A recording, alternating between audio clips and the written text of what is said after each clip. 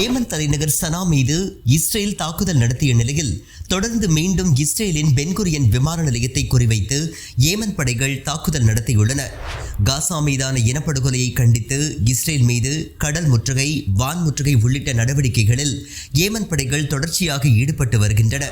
ஹவுதிகள் கடைசியாக நடத்திய தாக்குதலில் அவர்கள் பயன்படுத்திய மிசைல் நடுவானில் பிரிந்து சென்று பல இலக்குகளை தாக்கியது. இதனால் அதிர்ந்து போன ஆக்கிரமிப்பு உடனடியாக ஏமன் தலைநகர் சனா உள்ளிட்ட இடங்களை குறிவைத்து விமான தாக்குதல்களை நடத்தியது.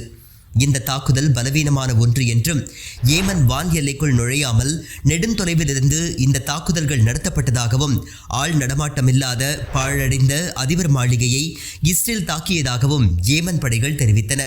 இந்நிலையில் இஸ்ரேல் மீது புதிய தாக்குதல் ஒன்றை புதன்கிழமை ஏமன் படைகள் நடத்தியுள்ளன. இது குறித்து விளக்கம் அளித்துள்ள ஏமன் ஆயுதப்படைகளின் செய்தி தொடர்பாளர் brigadier general Yahya sorry, Palestine 2 hypersonic ballistic missiles மூலம் இஸ்ரேலின் பென்குரியன் விமான நிலையம் குறிவைக்கப்பட்டதாகவும் 10 லட்சத்திற்கும் மேற்பட்ட செட்டிலர்கள் பதுங்கு அறைகளுக்கு விரைந்ததாகவும் விமான போக்குவரத்து தடை செய்யப்பட்டதாகவும் தங்களது ஆயுதம் அதன் இலக்கை அடைந்ததோடு தங்கள் தாக்குதல் நோக்கமும் நிறைவேறியதாக குறிப்பிட்டுள்ளார். இந்த தாக்குதல் காசா மக்களுக்காக நடத்தப்பட்ட ஒன்று என்றும் அங்கு முற்றுகையை நீக்கும் வரை ஏமன் படைகளின் நடவடிக்கை தொடரும் என்றும் அவர் அறிவித்துள்ளார்.